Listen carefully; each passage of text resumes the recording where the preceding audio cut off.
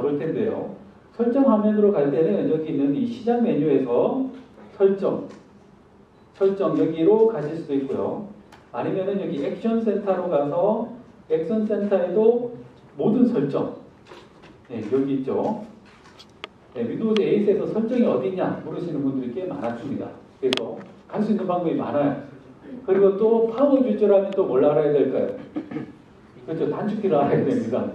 이제 조금씩 동화되고 있어요. 그래서 단축키를 알려드리겠습니다. 윈도우 키 I를 누르면 바로 이렇게 설정 화면이 나옵니다. 한 번에 바로 나오죠. 자, 여기에서 계정을 제가 선택을 해볼게요. 자, 계정으로 들어가기 전에 먼저 설정을 저렇게 들어갈 수도 있지만 컨트롤 판넬이라고 입력하면 기존에 있는 제어판도 바로 불러낼 수가 있습니다. 그래서 편한 거 사용하시면 돼요.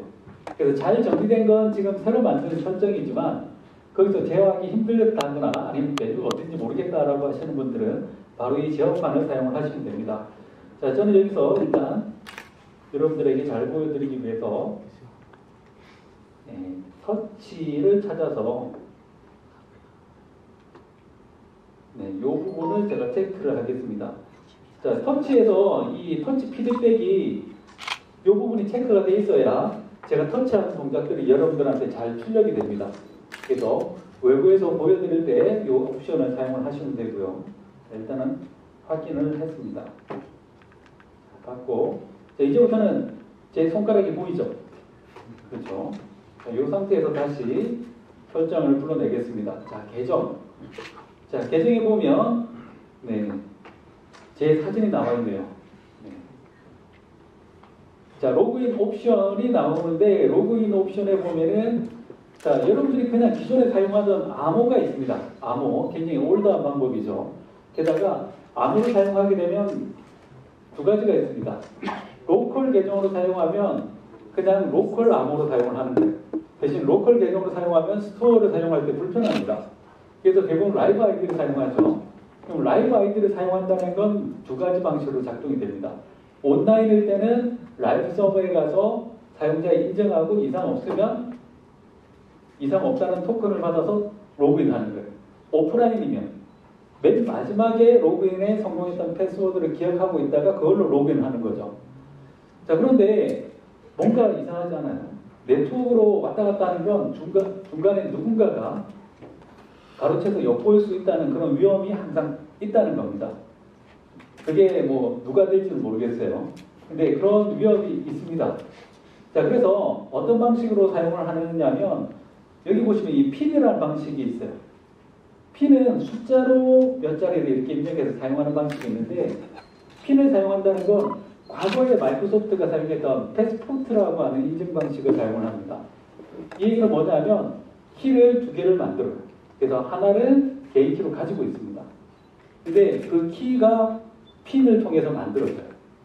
그래서 숫자를 입력하면 그걸로 로그인하는데 이때 로그인하는 이 패스워드 인증 정보는 내가 핀을 한번 만들 때 이 PC 안에 있는 보안을 담당하는 칩이 있습니다.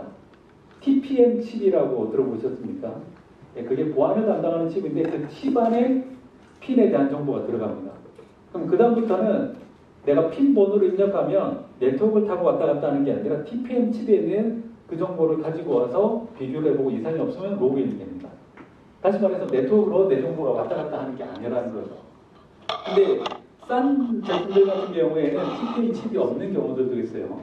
그럴 때는 그 시스템 안에 가장 안전한 영역에 암호화시켜서 따로 저장을 해놓는 방식을 취합니다. 보면 물론 TPM 저는 이렇게 세 가지 방식을 사용을 할 수가 있습니다. 그래서 첫 번째가 지문, 그리고 두 번째가 핀, 세 번째가 전통적인 암호가 있는데요. 지문을 사용할 수도 있지만 오늘은 제가 핀을 사용을 해볼게요. 그래서 핀을 선택하면 번호를 입력하라고 나오고 제 패스워드를 공개해버렸네요. 놀라운 일입니다. 많은 부분을 바꿔야 되겠어요. 자, 이렇게 하면 바로 로그인이 됩니다. 자, 태블릿 환경에서는 쿼트 키보드 나와가지고 입력하는 보시면 생겼어요. 입력하기도 쉽고. 자, 이 헬로우는 뭐냐면 여기에 조금 더 해서 생체 정보까지 함께 활용하는 걸로 바뀐 겁니다. 자, 지금 자, 제가 또 뭔가를 끄집어냈는데 지금 켜지면서 제가 그냥 로그인을 한번 해볼게요. 자, 동일하게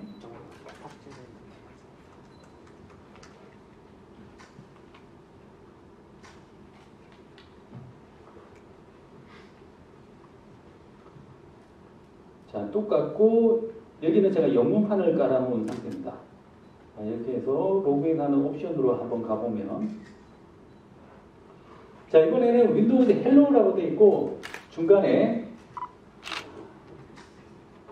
자, 제가 확대를 해보면 중간에 이렇게 페이스라고 하는 옵션이 있죠. 그렇죠? 이건 뭐냐면 안면 인식을 통해서 로그인을 할 수 있게 해주는 겁니다. 자, 안면 인식을 한다는 얘기 자체는 보통 왜 뭐 다른 안드로이드 계열의 스마트폰에서 이런 기능들이 들어있는 경우들도 들어 있었죠. 근데 자, 제 얼굴이 이렇게 아직 안 나왔어요. 자, 이렇게 얼굴을 갖다 대면 예, 이렇게 등록이 됐습니다. 굉장히 빠르죠. 방금 어떤 작업을 했냐면 지금 여기 있는 이 카메라가 인텔 리얼센스 카메라입니다. 여기 카메라에 보시면 렌즈가 3개가 달려있어요. 그래서 첫 번째 렌즈에는 적외선, 그리고 두 번째는 그냥 일반 캠입니다. 근데 HD급 캠이 붙어 있고, 그리고 세 번째 렌즈는 레이저 센서입니다. 그래서 사람의 얼굴을 이렇게 스캔합니다. 그래서 이 굴곡에 대한 정보도 함께 가져가요. 그래서 이 세 가지가 맞아야지 로그인을 하는 겁니다. 자, 얼마나 로그인이 잘 되는지 제가 보여드릴게요. 다시 이걸 잠궈왔어요. 잠궜고, 자, 지금 사람은 찾고 있죠. 자, 제가 얼굴을 갖다 대면 바로 이렇게 로그인 됩니다. 진짜 빠르죠. 그래서 하죠. 정말 빠릅니다. 이게 보면 얼굴이 되면 뭔가 계산하는 느낌이 아니라 그냥 딱 되자마자 그래 하고 바로 통과를 시켜주는 그 정도의 빠름입니다. 자, 그래서 이게 정말로 나를 인식하는지 아니면 그냥 사람이면 다 좋아하는 건지 요즘 우리 집 개가 그래요. 자, 그래서 그걸 확인하기 위해서 제가 또 다른 사람을 불러보도록 하겠습니다. 자, 여기다가 갖다 대보면 전혀 미동이 없어요. 왜냐하면 첫째로 열이 없고요. 열이 없으면 인정이 안 됩니다. 그다음에 굴곡이 없어요. 그래서 아무리 갖다 대봐야 이런 걸로는 통과가 안 됩니다. 예전에는 뭐 테스트용 장비 같은 게 안면 인식으로 잠겨져 있을 때 화상 통화 해가지고 그거 갖다 대도 막 풀리고 그랬었어요. 근데 이건 아무리 이렇게 갖다 대도 로그인이 안 됩니다. 그냥 제가 가야지만 열리는 거. 그런 옵션들도 함께 제공이 됩니다. 자, 그래서 제가 방금 설명해 드린 기능이 바로 윈도우즈 헬로우였습니다. 그래서 생각보다 인식이 빠르고 그 사람이